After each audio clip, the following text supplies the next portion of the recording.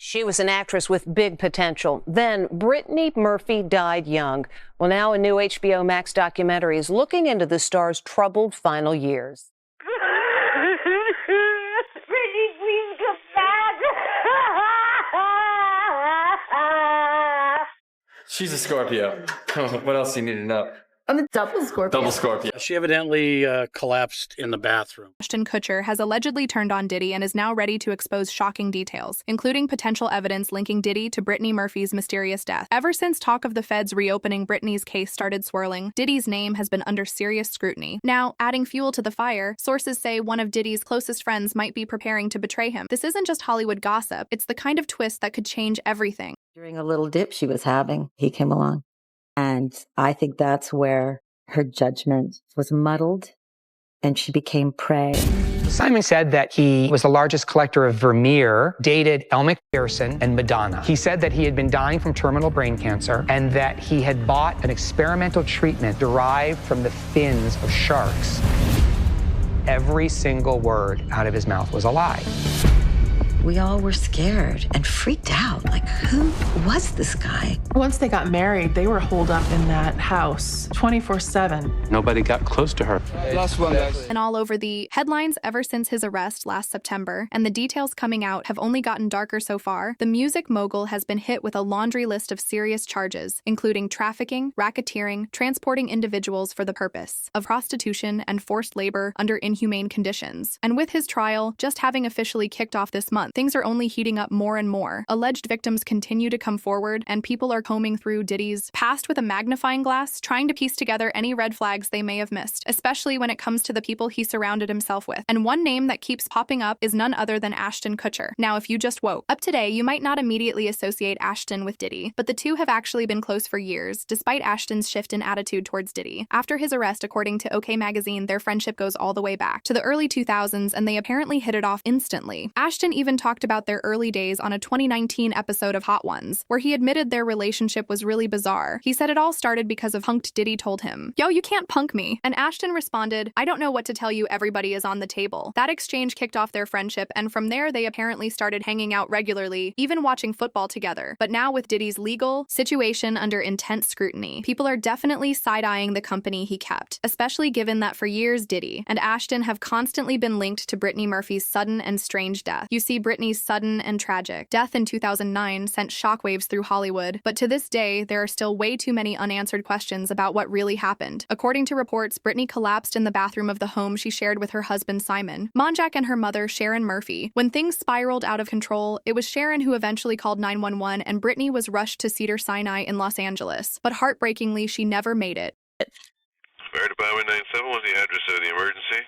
1895 Rising Glen Road. What's the phone number you're calling from? Tell me exactly what happened. Oh, somebody's passed out. Somebody what? My daughter's passed out. They're doing mouth to mouth. Please get here quick, okay. please. Okay, all right, we're going to. How old is your daughter?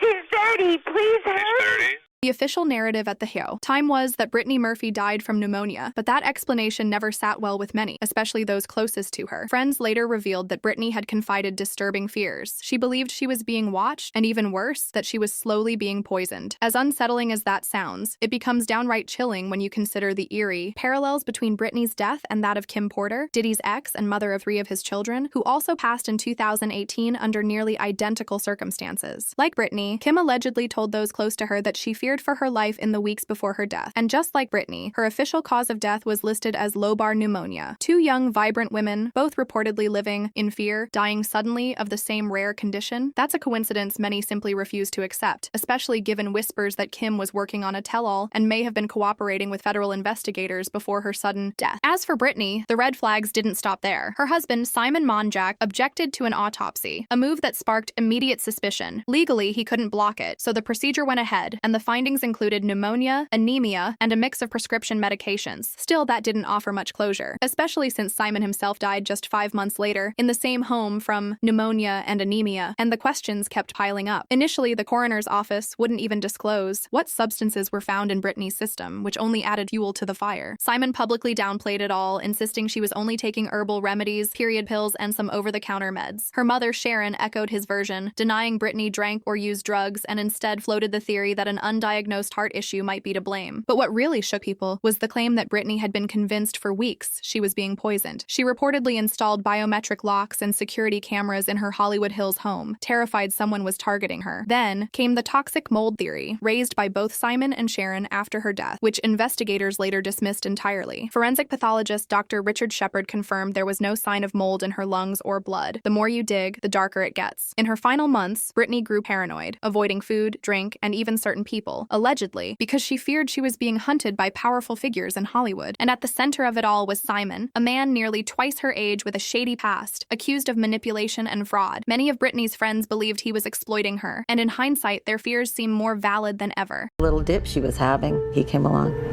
And I think that's where her judgment was muddled and she became prey.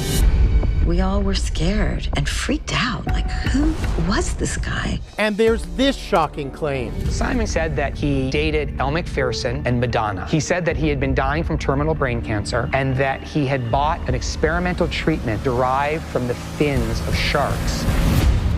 Every single word out of his mouth was a lie. Their relationship was strange, isolating, and, according to many, possibly dangerous. And let's not forget, Simon Monjack died just 5 months after Brittany Murphy, in the exact same house under eerily similar conditions, pneumonia and anemia again. Come on, that's not just tragic, it's downright suspicious. There's simply too much that doesn't add up. From the paranoia to the secrecy, and now identical causes of death, whatever was happening behind closed doors, it wasn't some tragic coincidence. This reeks of something far darker. Now seriously, think about it. What are the odds that two healthy adults living in the same home die months apart from the same rare condition? It's beyond bizarre. And just when you thought it couldn't get more twisted, enter Brittany's father, Angelo Bertolotti. He didn't buy the official story one bit. So he went rogue and hired a private lab to do independent testing. What they discovered? Chilling. Brittany's hair tested positive for sky-high levels of heavy metals, like the kind found in rat poison or insecticides. Angelo was convinced his daughter was murdered. But here's the kicker. The coroner's office never tested for poison.